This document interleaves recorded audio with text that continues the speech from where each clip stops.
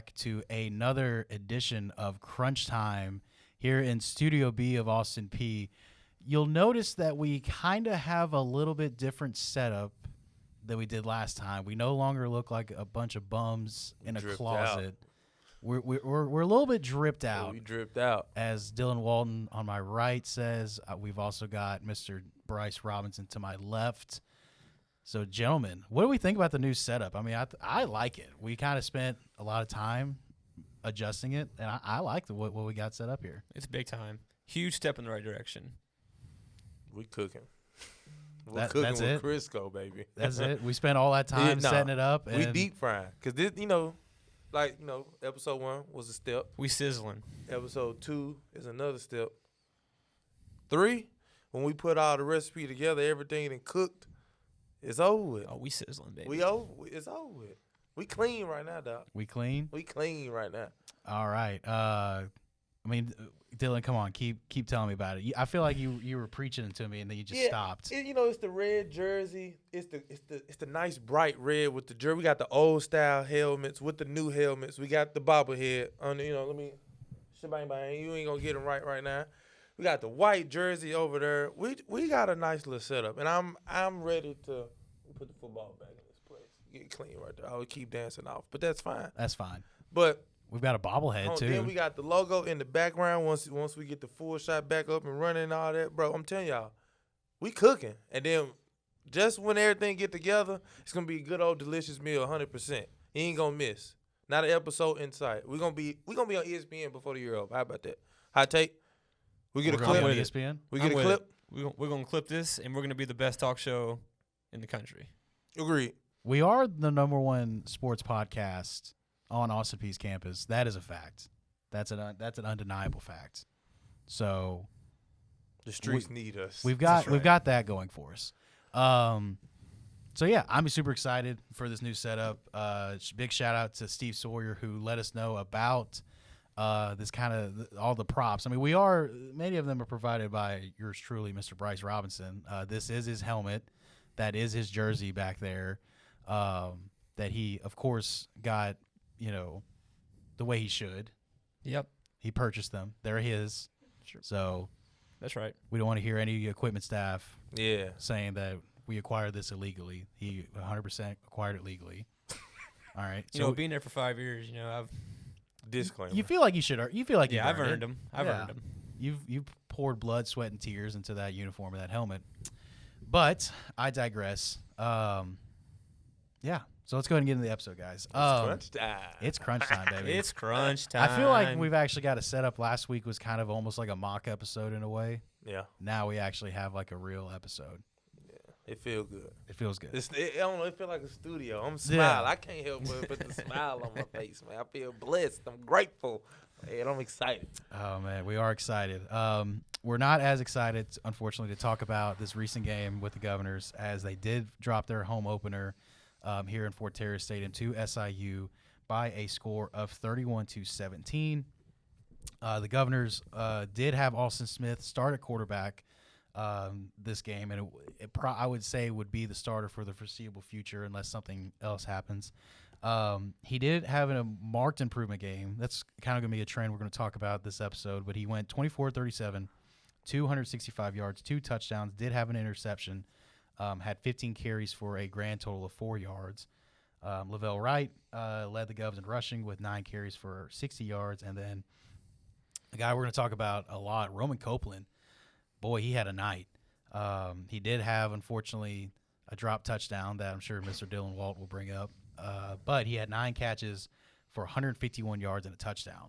So he had a night overall. Jaden Barnes did have 3 catches for 63 yards. He did have a touchdown, but he also lost a fumble on one of his bigger catches of the night. And then the Salukis were led by DJ Williams at quarterback. He threw 15 of 28 for $156 and 2 touchdowns, along with 43 yards rushing. So we'll talk about the Salukis here in a minute. But, guys, just your overall thoughts after watching the game. Like, do you think we're improved at all, or – What are your thoughts? We'll start with Bryce. I feel like it was a better opportunity for us to kind of show what kind of team we are, going up against a team that we're better matched up against with the SIU Salukis instead of the big, powerful Louisville. You know, we had a better chance to see what kind of players we have matched up against other players that are in the FCS level. And you couldn't ask. It was a great atmosphere. Unfortunately, I was not able to make the game, but just watching it on the TV, you could tell it was a great atmosphere. Home opener, like the energy seemed like it was up there, and it was like, you know, we come out and we scored the first touchdown, and it was vibes were high. Yeah. You know, we come out and we score first, and I mean, I thought they might have even got a win. You know, I saw the energy level. Listen, I'm not gonna say that they would have won, but like you could tell the energy was high on the sideline and the stands. It was a big time jump for us to come out and get ahead first. But like as we said, as the game went on, you kind of saw some reoccurring problems with the. I feel like the game was won in the trenches for SIU. You know, once they started running the ball well, it kind of went downhill for the Govs. They were able to get a couple sacks, and that's one thing that I feel like we struggled with the past 2 weeks is being able to protect the quarterback.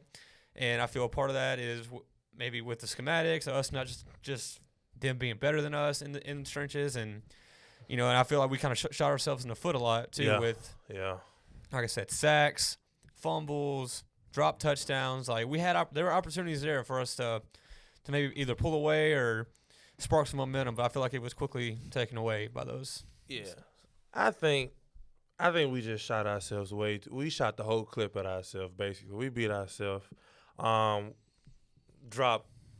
We dropped a given touchdown. It was number 40 yards of green grass ahead of him. Number 10, Barnes. He had 40 yards of clear space. He could have ran into one of the classrooms if he wanted to.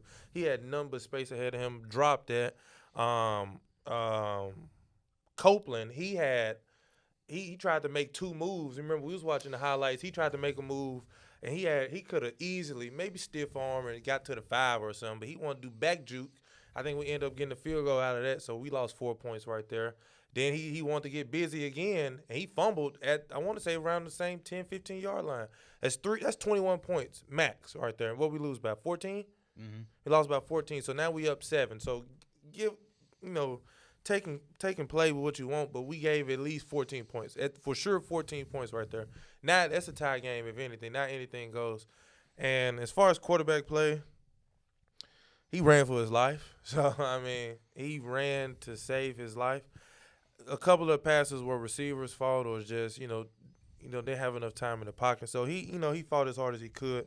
And I think our defense played as well as they could, in my opinion. I feel like the offense really blew a lot of the opportunities that they had to breathe because the quarterback for SIU, he was running for his life too. He was running way faster than Smith was. But, I mean, he was still doing what he had to do. He was inaccurate on a lot of those throw on the runs, getting out of there trying to swivel those hips. He didn't hit that Dak Prescott. He got to do the salsa move. And that's what I was thinking too. We saw the week before who they played BYU the week before, and he ran for days. That's why I was wondering when they came out, they kept trying to let him sit in the pocket and throw the ball. I'm like, they saw something that Louisville did against us, and trying to turn him into a pocket passer this week. But you can see once he started getting his legs involved how successful they were offensively and were able to move the ball like that. So, but.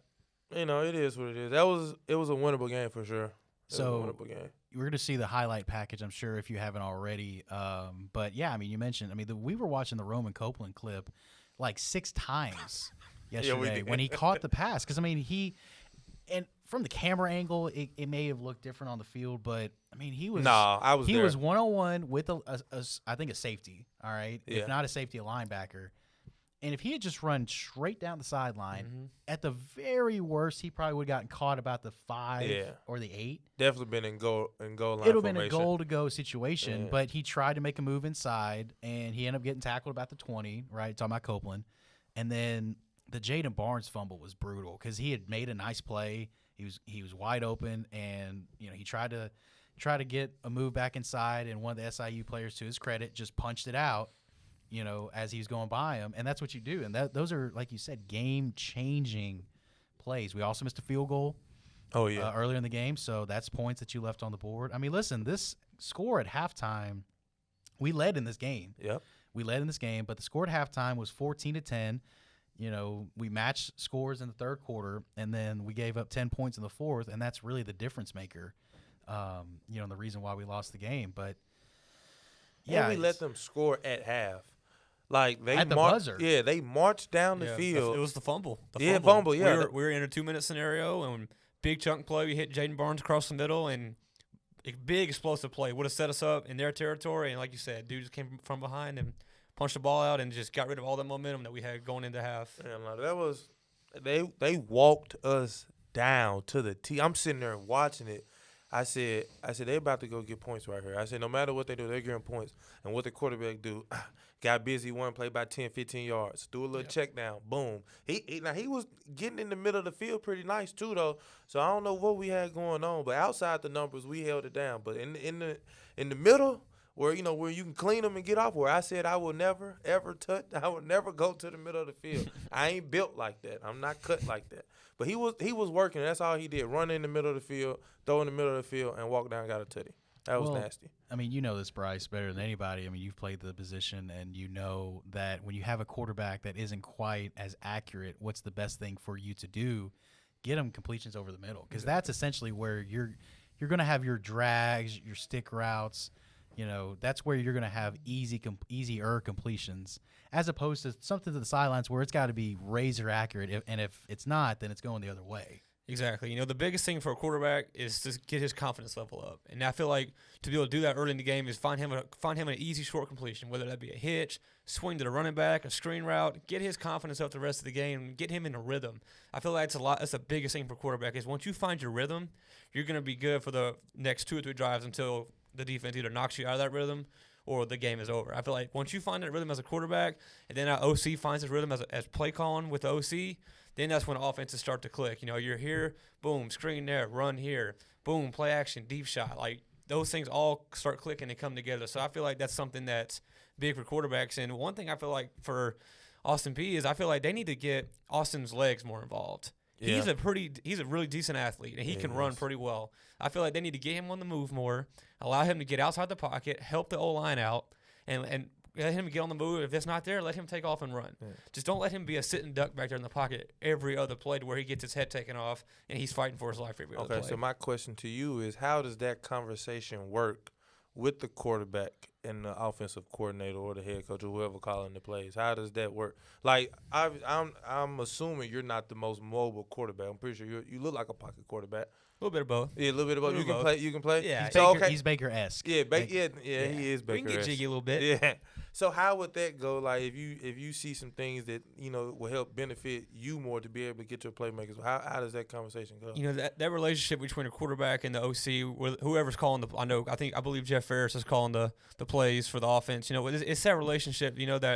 That whoever's calling the plays trust the quarterback. That's why they made them the starting quarterback, and it's that relationship to where the quarterback can come off the field, hey, coach, I'm seeing this.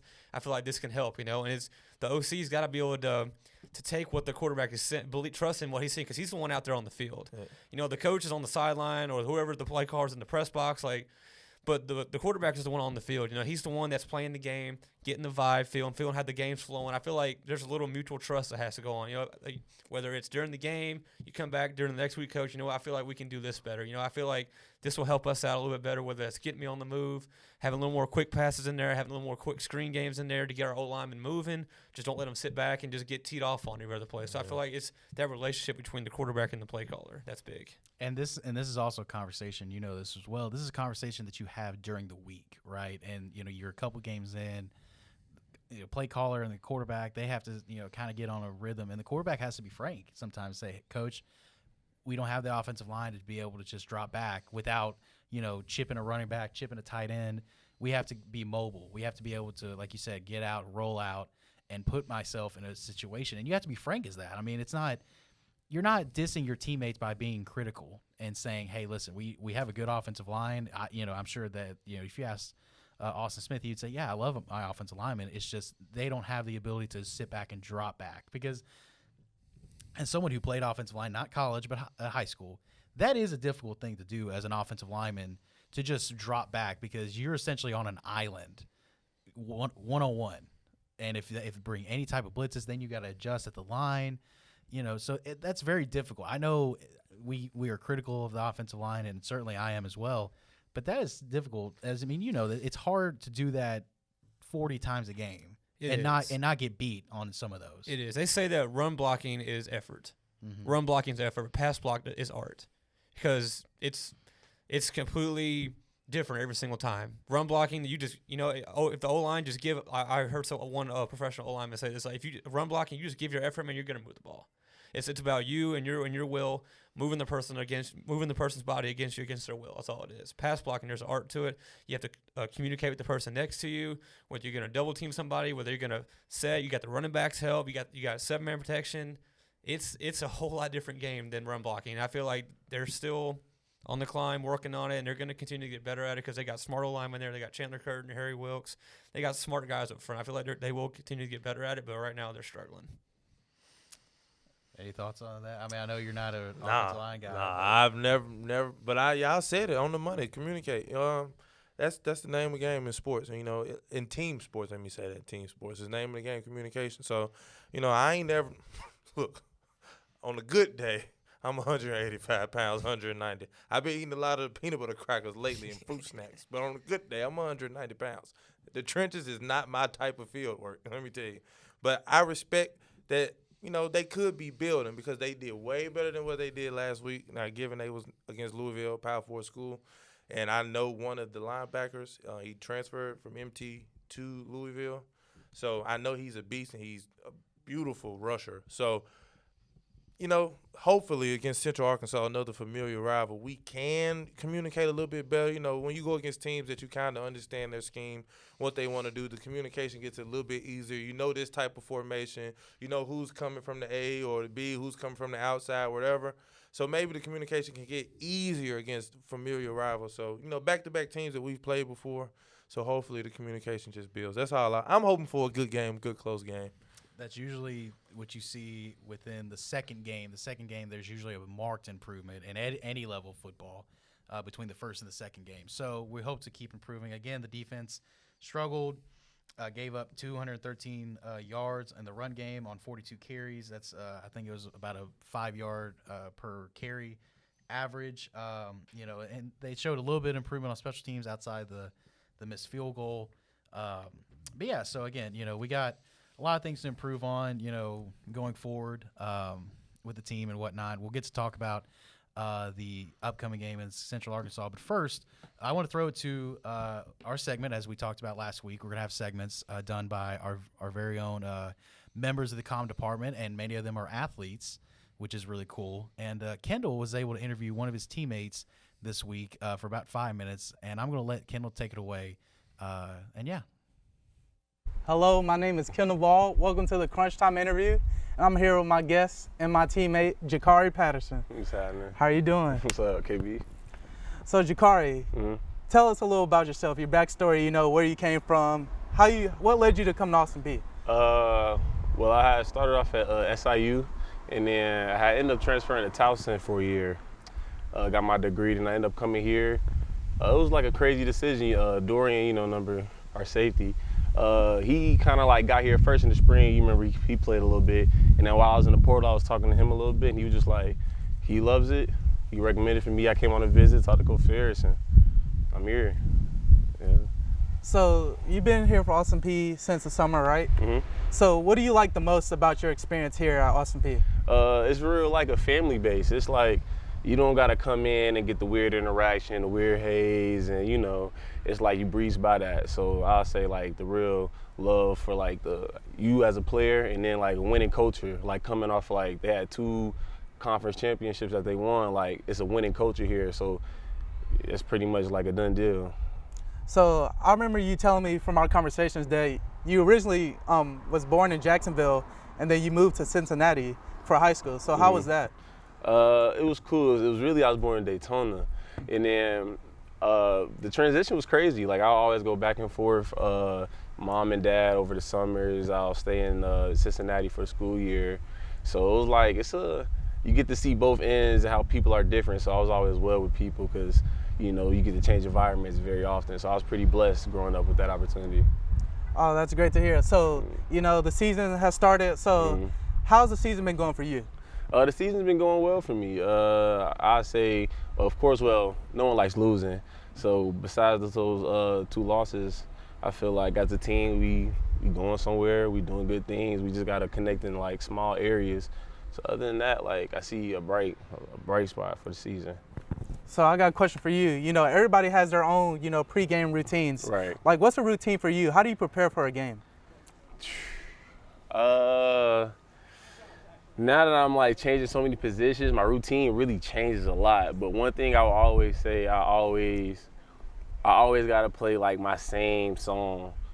Yeah, I did it by O.C. Kwani. yeah. I always gotta play that, Yeah. and I always gotta circle the field and get that like a nice lap in, and then I'm feeling good. Yeah, I'm feeling good after that. So how does it feel? You know, you mentioned multiple positions. How does it feel to, you know, play multiple positions and, you know, have coaches trust you in multiple positions? It's like a big responsibility. It's like to understand you doing more than, I ain't gonna say what's asked, because if they ask you, they believe in you. So I'll say it's really like an opportunity. So it's like, if I feel like I'm a certain type of player that I speak of, I gotta really strive and I gotta strain on the field, off the field, if it's the film room. So I feel like with that opportunity I'm given, it's really a blessing, and gotta lock in with it.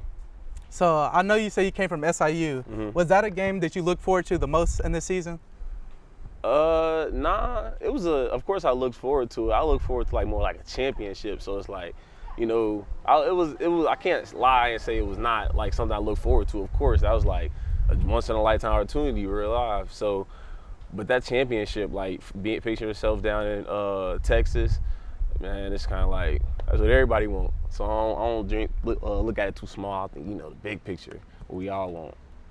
Yeah, that's true. You know, talking about championships, you know, were you able to be a part of any championship teams in your past career? My high school team, we went 14-1. We ain't win a state championship. We ended up losing there, but we won a lot of conference championships. So I understood winning culture. It's nothing that's like foreign.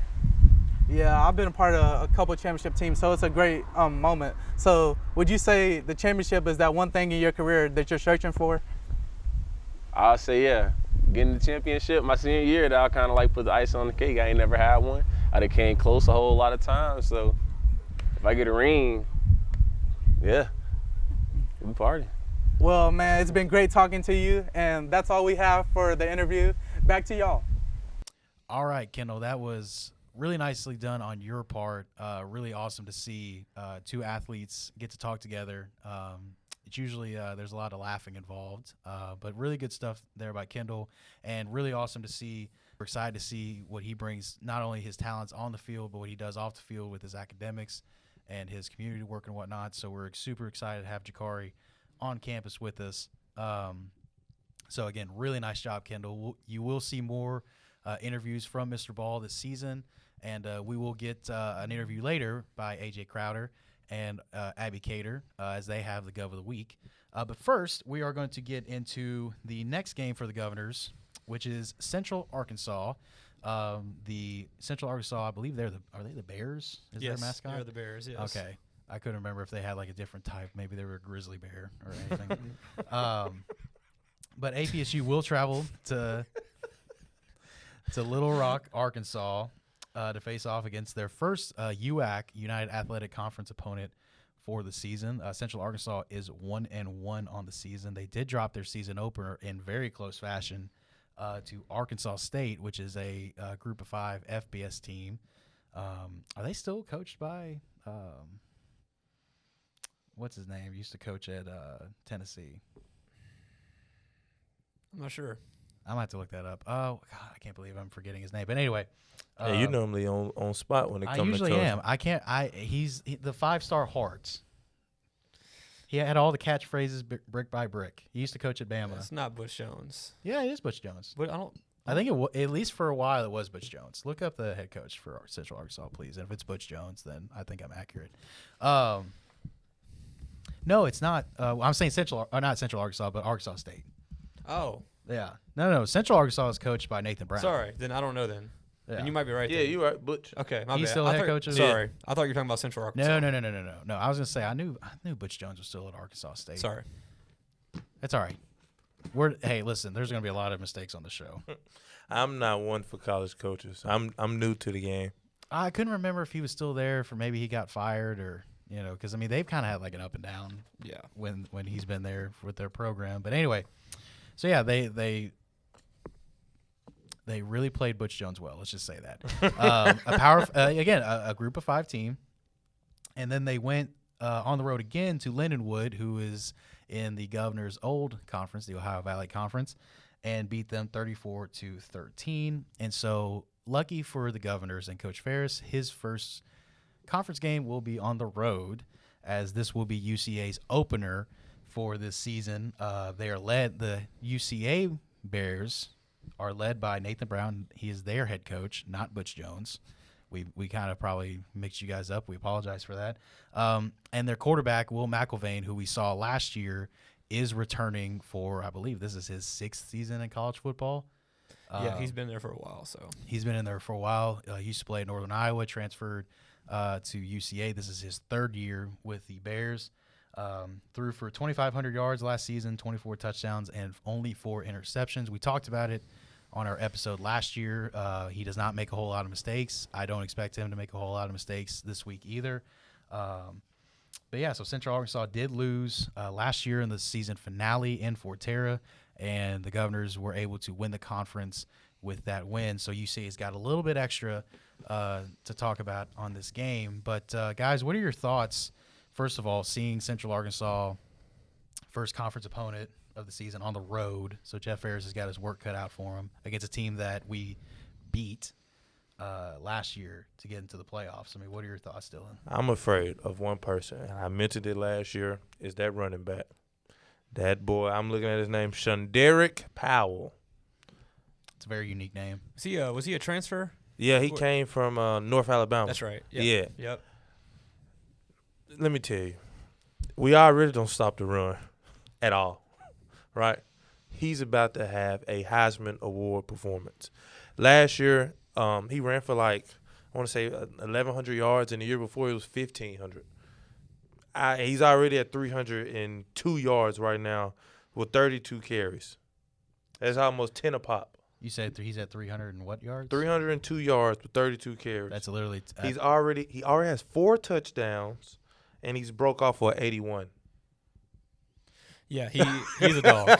He's a dog. He's a dog, and this scenario for the Govs is, it probably couldn't get any tougher than this. You know, you're on the road, and it's not like it's an hour and a half down the road. This is an 8-hour bus drive. It is a long trip. Nasty. middle of Arkansas. Yeah, this is we went down there 2 years ago, and like I said, it's an 8-hour bus ride. You're on the bus for 8 hours. All day Friday. Then you're in the hotel Friday night, and then their field. I talk about their field. Their field is purple and silver. It's not like they're purple and silver field. Ugly field, and it's like hard rock. It's like pavement on the field. Like you can ask Trey Goodman, ask Mike DeLillo when they got hit on that field. It is like solid pavement, and there's no turf to it. It is, you take a shot on that turf and you're gonna feel it. And it's like, ooh. And this game has a lot of rivalry to it. This game has been close the past couple years. Outside of 2022, the past 4 or 5 years we've played them, it's always been a close game, and we finally got the upper hand on them last year. That was a really good game. That was a great game, and I feel like what won that game for us was culture. We had a great team. We were very close. We knew how much that game meant to us, and we were able to pull it out at the end. But I feel like right now they're still a really great coach team, and we're still trying to find our identity as a football team, whether we're going to run it, pass it, whatever we're doing. And we're still trying to find our way. So I feel like, the Central Arkansas is going to pull this one out for them. So. Yeah, no, I unfortunately, I hate to say it, back-to-back weeks, because the first week we don't count that. We knew that was an L, unless college football miracle has sprinkled some powdered fairy dust on us for week 1. This week here, he may go for 200 rushing yards. I see 2-3 tutties. I see about 25 carries. I see him workhorse time, prime Derrick Henry time. Yeah. We need some of that when you're talking about the fairy dust for week 1. We needed some of that SIU fairy dust, as they got the massive upset down there in Ann Arbor, South Bend. But yeah, it's running the ball right now. Is defensively speaking, it's tough. We gave up 200 yards last week, gave up almost 300 week 1. Again, to an FBS Power 4 team, but Central Arkansas, I mean, listen, when you have a quarterback like McElvain that is already very accurate, very smart, not going to make a lot of decisions, he's not going to wow you in terms of his talent. But he's a winner. He won at Northern Iowa. He's won here at Central Arkansas. Now he just wants to go to the playoffs and try to win in the postseason, and he has to get through us to get there. I mean, they were picked in the preseason UAC, preseason poll to win the conference. So, I mean, and for good reason. They got a lot of their guys coming back. Yeah, they're a tough team. Like I said, just for the first conference game this year, you couldn't have asked for a more tougher position to be in, But I mean, you never know. That's why you play the game. That's why you don't just chalk up L's before the game. That's why you play it. I feel like if the Govs want any chance to win, they're going to have to get the ball out of Austin's hands quick, establish some sort of run game, get that going, and send pressure. Just make the offense for Central Arkansas start losing their mind. Make them put different pictures in front of them. Yeah, bring sonic blitzes. Bring all type of different. Sit in the crib. Exactly. I feel like this is a game that they're going to have to, unload the clip on this game if they're going to want to try to pull a win. But they have to be careful too, because I mean, we watched the game, via the highlights. We watched it. You watched it on ESPN Plus, as did I. I mean, you took a picture of your setup this past week. I mean, you had like 4 screens. Yeah. I had the same thing with I my wasn't dad. even at home. I was jealous. I couldn't show mine. Well, you were at the game, though. you were at Yeah, I was saw at the it. game, but I like showing my setup, the 4 screens. It make me feel legit. I mean, I had my phone. I had my dad's iPad. We had the TV going. We had a whole setup. All right, which is what you do. It's college football. We're back, baby. But anyway, but I mean, we watched the touchdown in which SIU went up. They scored like a 40-yard touchdown with their tight end. They brought literally everybody. And there was nobody there to cover. So it's like we can't make those mistakes. We can't make those mistakes. You can bring the house. Don't get me wrong. I love aggressive defenses. Yeah. I love, when a defense brings pressure on third down, especially like you said, make the quarterback make a decision in a split second. But you still got to play smart football because, I mean, there was nobody near their That's just tight end. miscommunication on that play. When you send a blitz like that, man, it's man-to-man coverage. Somebody's got to guard somebody. And I feel like there was no communication on who has the tight end right there, and he was just able to slip through the cracks. And luckily, the quarterback got it out fast enough to where he was able to walk in. Yeah, he could have crawled if I got there. He was wide open.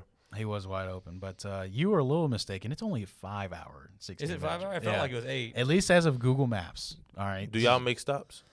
Well, Yeah. I believe every 4 hours you make a stop after 4 hours.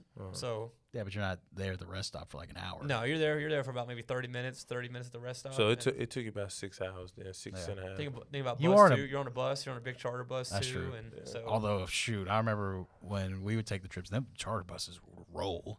They are not. They do not drive a little 60 miles. They are rolling. It felt like 8 hours. Let me just say that.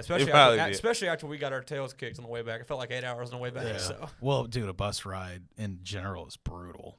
I mean, travel in general is brutal. Whether you're flying, I mean, whether you're driving, but yeah, bus ride in general is brutal. But yeah, I mean, and listen, it's their home. A night game. It's a night game. It's a home opener. That's going to be brutal in terms of the travel, like just coming back, whether you win or lose. I mean, you travel back 5 hours and change when you're probably not getting on the road till like 2:00 in the morning. So you're probably getting back in town Sunday morning at like 7:00 in the morning. We did a couple of those in 19. I remember. And I feel like this is a big game for them. This game means a lot to them. Because we knocked them out of the playoffs last year. They coming. Yeah, they got a little extra motivation coming in this week. So don't be surprised if they come out with some type of trick play or some type of they're gonna be juiced up and ready to go. I just know that for a fact. So I'm telling you, bro. It sounds so bad we're going against the home team, bro. They finna blow the doors off. Well, do you think though, watching the SIU game, seeing that there is marked improvement, like there was marked improvement from week 1 to week 2. Again, you have to look at the talent that they played against. But SIU is the number 10 ranked team in the country. Yeah. Central Arkansas is currently the 7th ranked team in the country. But still, they had a chance to win the game against SIU. They had a chance. That's what I'm saying. It had a chance, and their offense played subpar. This offense, the 3 games that I've watched, I don't know. They about have subpar. never played. Their quarterback they overthrew 8 crossing routes. They played better. It's just they, like you said at the start, they shot themselves in the foot too many times. The turnovers, 0-3 on fourth down. So. And they had a couple opportunities where they went for it in plus territory, didn't get it on 4th down. So you do that. That's essentially almost 3 turnovers in itself. So if we played it safe, Still a max 7 to 10 now. You play it safe, 7 to 10 points. We're still down to a team that also made mistakes. I just don't think we're the same level of team that we were last year. It all comes down to getting your playmakers the ball in space. You know, Yeah. the best way to get the ball to your playmaker, because we have athletes. We have guys that can Number one. that can do stuff with the ball, man. nasty. We got really good athletes. They did a good job of recruiting the portal this year, and I feel like get the ball to those guys in space and let them go be them. Let them earn their scholarship. They're on scholarship for a reason. Get the ball to them in space. Help your O-lineman out, and just go quick. Don't give the defense a chance to set up and dig their heels in the ground. You know, like have a set of plays that you like and drawn up throughout the week.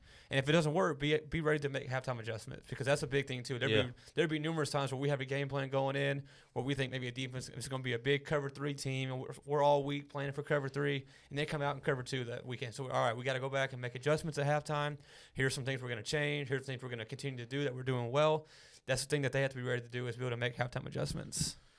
It's going to get dark. Well, it's going to be dark field, and it's going to be dark at kickoff. I mean, shoot, I was driving home last night, and it was dark at like 7 They got the o'clock. flashing lights, too. They do. They're getting ready to get them things. It's a great atmosphere. You know, like I said, it's a rivalry game. Mm-hmm. It's going to be fun to watch. So Nah, it's going to be – I'm ready. I don't know. So we're going to go through our predictions here. You know, they're the 7th ranked team in the country. Again, they have a little extra juice because we beat them last year in the regular season final. Very low scoring game. So they got a little extra juice. It's their home opener, which, you know, you play better when you sleep in your own bed, you know, and whatnot. But I would say if I had to predict, I think we're playing better. Okay, I think we are going to adjust some things on the fly. We're probably going to change up a little bit of our hopefully we maybe load the box up a little bit more and make McIlvain beat us, which he 100% has the ability to. But if I had to predict, and I was close last week. Yeah. I was 6 total points off. I said, what, 28-14, and the score was 31-17. I don't remember what I said. I know what I said. And it was I said like close. 42-10. I'm going to have to start writing this stuff down. Yeah, We should do like a Austin Peay pick'em. We should do that. Yeah. We should do that. Matter of fact, we'll start that right after this. Yeah, we're definitely gonna. You're gonna see some talk about marked improvement. I mean, this week's episode from last week's is like night and day. So, you know, we got a new setup, so we're kind of adjusting on the fly as well as the football team is. So, I'm gonna say 35 points for Like the Central football Arkansas. team is. I'm gonna say 35 points for Central Arkansas. I'm gonna go 28 for the Govs. I think we're gonna tighten some things up. I think it's gonna be a close game. I think it's gonna be a close game, but I think Central Arkansas overall is a better team, and I think it's gonna be a tough test for the Govs to go on the road again against essentially a rival. 4 tutties on the road. I mean, listen, Austin Smith played well, man. Like you said, he missed some throws. There were some drops, right? There were some drops. Some I can drops agree that with that. definitely, There were some drops. so it's kind of a both sides of the ball, you know, and whatnot. You know, hey, maybe pull out some trick plays, maybe try to steal some points on special teams. So I'm going to say 35-28. I will say in favor of the Bears, but I'm going to let Bryce go because I know what you're going to say. I'm going to let Bryce go. See what he thinks. You know, I think my prediction for this week, I spoke on what my keys to the game is. I feel like the guys have to do to generate any sort of success, but I just don't know if I see them doing that. I hope they prove me wrong, but I'm going to go with 49-14. That's mine too.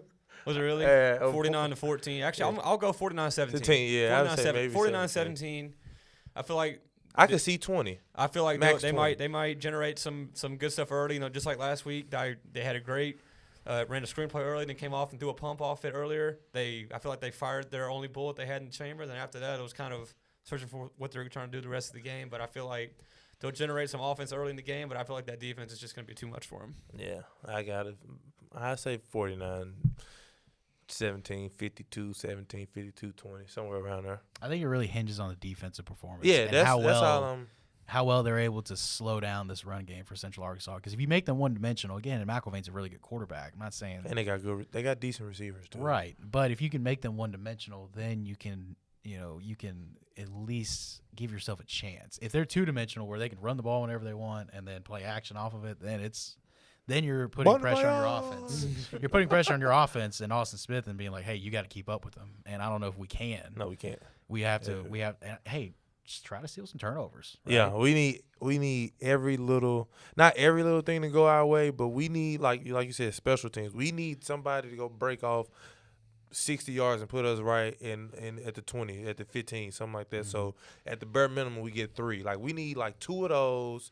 We need like a fumble to go our way on the kickoff. I feel like one thing that they need to hit on is, I'll hit on it real quick, because I feel like it's been kind of lackadaisical, and we saw it really bad in the first week of special teams. Yeah. Like, you can steal a possession on special teams, whether that be maybe a surprise onside kick, or maybe just a big return on kick return or punt return. Like you've got athletes.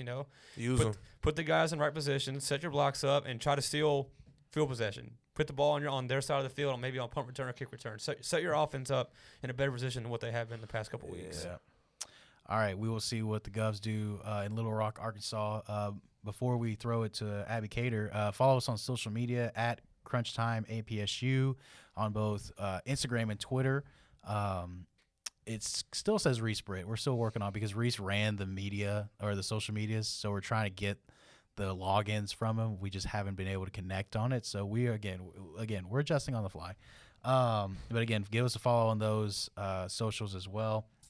I want to throw it to our Athletic Gov of the Week, which is brought to you this week by Abby Cater and AJ Crowder. So Abby, go ahead and take it away and tell us who the Athletic Gov of the Week is. Hi guys, I'm Abby and I'm here with Alec Baumgart, the one and only, and today we're just going to be asking her a little bit of questions about the season and get to know her a little better. So Alec, why don't you start off by telling us a little bit about yourself and how you ended up here at Austin Peay? So I'm originally born and raised in Washington State. I was born in Vancouver, Washington, which is on the border of Washington and Oregon, and then we moved up to Federal Way, where I grew up for my first 18 years, and then came out here to Austin Peay. Played soccer at Federal Way, where my dad played. Also my brother, my aunt played there as well, so it's kind of like history in the family. My mom also played soccer growing up, so soccer was kind of inherited at a young age. I touched a ball when I could walk, so it was kind of just something that the family did, so I picked up and I've loved it ever since I've played. After playing out there for a couple years, I was getting recruited by Austin Peay, and so at the time we did have a different coaching staff, and I also was getting recruited during COVID, so my process was a little different. It was all via online, so I never actually came out and visited. I did a Zoom call and got to see the campus and everything, and so I kind of just picked it based off like the environment and the coaching staff at the time. Obviously now we have a different coaching staff and I have good dynamics with them, so I've chosen to stay for my first couple years, and now here at my senior year I've stayed committed to the program and kind of just worked hard to have a relationship with the coaching staff. That's nice to hear. So with this being your senior year, I know as an athlete we come up with goals for ourselves for the season. So what were some of your goals on and off the court that you set for yourself this season? So for my personal goal on the field, it would be climbing the ladder to get my name in the top 10 for goals, and that's something that I just accomplished last game. Congratulations. Thank you. I want to continue to climb that ladder throughout season. We have still like 11 games left, and I can hopefully get in the top 5 if I continue to score and help my team get in the win column. We've kind of struggled a losing streak at the moment, so hopefully going into Thursday we can get back in the winning column. I also just want to help my team get to the ASUN tournament again. That's something that we accomplished last year, and it was really big for the program. So just being a big piece on the field and helping our team score goals and get the win to get us moving forward in the right direction is one of the goals. Yes, and you have been having a great season thus far. So with that, like with being one of the leading scorers on your team, does your team feel like you have a sort of leadership role? Yeah, so we only actually have one captain, and her name is Hannah, and she's the great captain. We also have a leadership committee that our coaches made just to kind of help our captain out so she's not feeling like she's alone in the process, since there's 26 players and 4 coaches. So we all kind of lean on each other, and I know a lot of the girls on the team look up to me, and I try to help the freshmen out a lot, just kind of getting their foot in the door. And being the new kids on campus, that was definitely a hard adjustment from me coming all the way from Washington State. So I try to just make sure I have a good relationship with them so they can adjust and start to like Austin Peay like I have so far. I'd say like my leadership role on the field is definitely important. Everyone kind of will ask me questions during the game if they're confused. Coaches will ask me what they're seeing, what I'm feeling like is happening on the field, and how that can change into something better, or if we need to change anything to win. So have you and your team faced any early challenges during this season? Yeah, so we started off on a good note. We were 2-0-1, and we had beaten Chattanooga and WKU, which are really good teams that are not in our conference. We've actually lost to them the past couple years I've been here, so going ahead and winning against those teams was huge for us. Unfortunately, we are on a 3-0 losing streak, so that has been our biggest battle at the moment.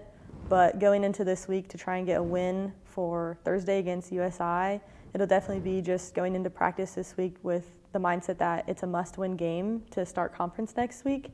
Having the right attitude and mindset for practice this week to go ahead and execute the game plan for USI is definitely something that we can tone and fix, just because I think the past couple games we've not been able to execute the game plan, and that's been our struggle. So putting the unit together is definitely something we need to do this week.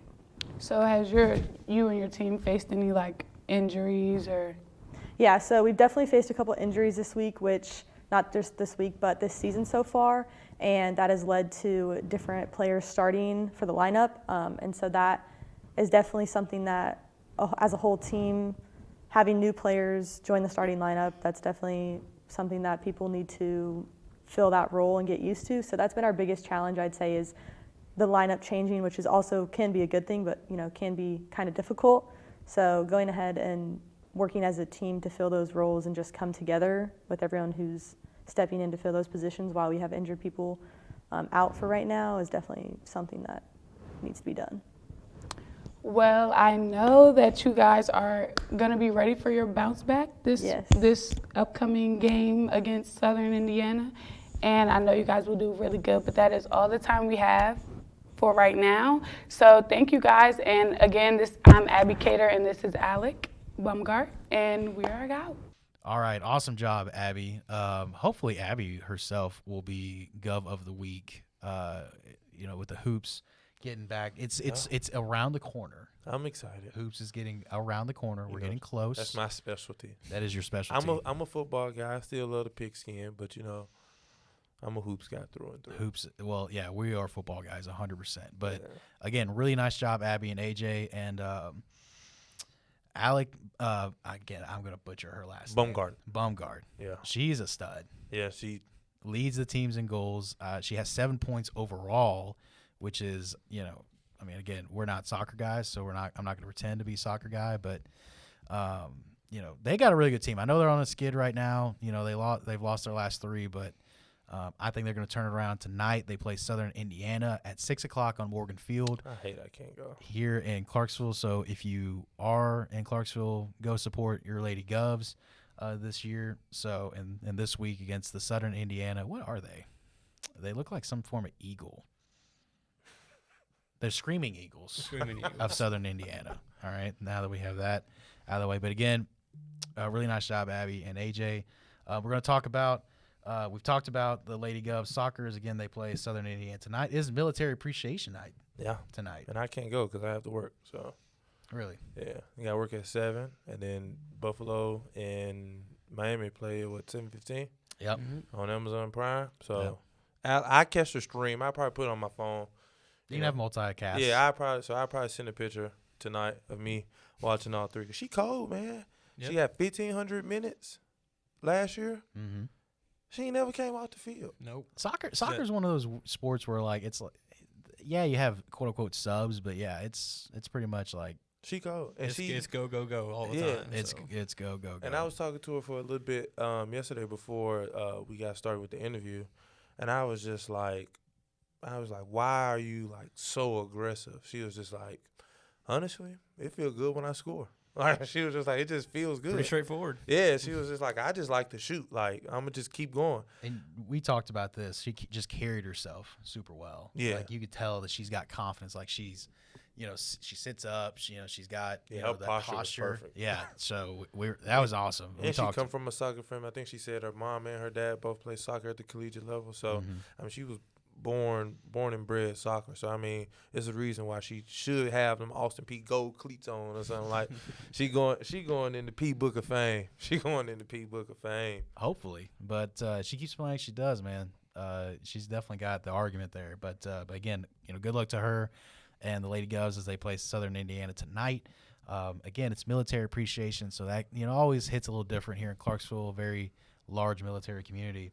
I do want to talk about our golf for the rest of the time, or at least a little bit of the time. The men's golf finished third. It was second the other day, but it got changed to third. In the Golf Week Fall Challenge in Pawleys Island, South Carolina, Patton Samuel, as of right now, finished second. Let me make sure that that's still accurate. Second overall in the tournament, shooting 6 under 282. And so he came the best place for the Govs. Shout out to our very own Reese Britt and Grady Cox. They both finished 15th overall. So shout out to Reese and the 15th in the entire tournament, mind you. Let me see here. So they are saying that Patton Samuel finished second. Yeah. So nice job. Me and Pat went to school together. Where He went to Clarksville Academy. You went to Clarksville Academy? Yep. He's an Ole Miss transfer from Ole Miss. So. Oh, really? Yep. I have a homeboy. He go to Ole Miss, GA, the women's basketball team. Mm. So I have a SEC team and a ASUN team. So it's looking good. Hopefully, I don't think they play each other. So I think I should be all right. It says Samuel shot a 4 under 68 in the final round of the par 72 course. And so, again, Reese Britt finished 15th along with Grady Cox. So we're off to a really good start with the men's golf. They got a new coach. Our boy Reese entered the portal for like half a second, or a little more than half a second. Decided to come back. We're very happy that he's back with us. But at least they've gotten off to a good start. I think last semester they finished 5th was their best place. They started off a little slow, and then towards like the end of the season, like they really cranked it up. Yeah.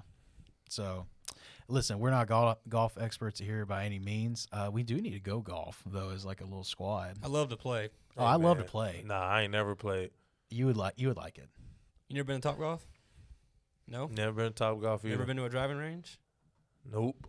Oh, so you've never even swung the club before, so I'm hearing. The closest thing I swung is my left and right hand and a baseball bat. Okay. At least you swung something. So. Yeah. So It's completely different, though. It is. I'm already knowing. I'm already knowing. I see the videos on TikTok. Yeah. But it's so fun. Even when you're like me and you're horrible at it, it's so fun. Oh, you horrible? Terrible. What's your? Listen, I've gotten better, but I'm still terrible. Like if I hit the ball, it's a win. Like in terms of and it goes somewhere. Like my best shot ever right now was the front 9 at Riverside in Old Hickory, Tennessee. I shot a bogey on the 9th hole with my boy Camden Angel. Shout out to him. And I hit a 260-yard drive, which is like a 350-ish hole course or hole yards wise. I hit my drive 260, and I thought I won a Super Bowl. Like, it just felt so good. I mean, you know what I'm talking about. Like, when you hit – and listen, 260 is nothing for golf. I'm not saying I hit it far by any means. But for me, I hit it far. 260 yards? Yeah, when you connect that driver, man, it's a pretty good feeling. You see it go straight. That's my problem with the driver. Straight and far. So you're like, my driver will start out good, but as I go on and play more holes, I'll start slicing. And the best shot I ever hit, I actually got lucky. Got a lucky bounce, and I actually eagled a hole up in I can't remember what course it was at. But I got a nice bounce off of. If you can't remember a course, no, I don't. It was up in Nashville. I don't remember the name of the course. It was a course in Nashville, but I got a nice little bounce off a tree, rolled right into the green. I was like, got lucky and sunk the putt. I almost wanted to never play golf again after that. But you know what? That's just not how it works. But no, it's not. Nah, I go. I gotta take somebody clubs though. I ain't got no clubs. I ain't got no. Well, I got about khaki. Well, I got some khakis. Well, I mean, you can wear shorts. Nah, Yeah, I need the feel, the khakis, the clean, crisp button-up collar, the short sleeve T-shirt. I need the nice belt. Depends on where you play. Yeah. Nah, man, I need the whole look my first time. Okay. So I sit there cross-legged with the thing, posted on Instagram. Today's the day. Nice day at the field. Nice day at the course. Then tip the hat. Come on, man. I gotta have a look with the sunglasses. I'll be clean. Well, you better get on that because it's starting to get to fall here in a little bit. So I'll wait next season. no, I I mean you can practice. still play. I Like practice. we'll play up until like October, like the end of October. Some guys play year round. Like my buddy Cullen plays year round. Nah, I practice. Give me 6 months of practice time. That way, 6 months. Ooh. It's a long time. You need more than that. You need a lot. You need a lot to get good. well, at I golf. know that, but I'm just Yeah. saying, just let me start off. I Oh, think man. Tiger Woods would play like at least 18 holes a day. Well, Tiger Woods also started playing when he was like out of the womb. I know, just like talking about his like day-to-day training. He play like 9 in the morning, go to the driving range for 3 hours, and play 9 more in the afternoon. It's just. You want to talk about, before we get out of here, you want to talk about something that made me feel less of a man is he hit like a 400-yard drive on his knees. Yeah. Like both of Oh, his knees. my. With Barstool, he was like doing a little like drive competition with him. And this is like a couple years ago. This is like, where Tiger's not quite to the level of Out his prime. at his prime, but he still hit like a 400-yard drive from his knees. So, Yeah. That shows you how golf is just a completely different level. It's a Scotty Scheffler era now. It sure is. Yeah, no, he taking off. But anyway, so the Govs will next see action September 16th and 17th in the Grover Page Classic in Jackson, Tennessee. So good luck to Reese and those guys. And the women, I know they play this week. I think they finish up today, actually, in their first matchup. So that's going to do it for Crunch Time, guys. We will not – I don't know if we're going to be back next week. We're probably not going to have an episode next week, but we will probably be back the week after that, so 2 weeks from now. We have hockey to produce, so we probably won't have an episode next week. I'm pretty sure, 100%. Not 100, but like 90%. But yeah, so that'll do it. We are out of here, and we'll hopefully see you guys in the next 2 weeks. I'm Christian Hunt. I've got Dylan Walton and Mr. Bryce Robinson, and we'll see you next week, guys. Peace.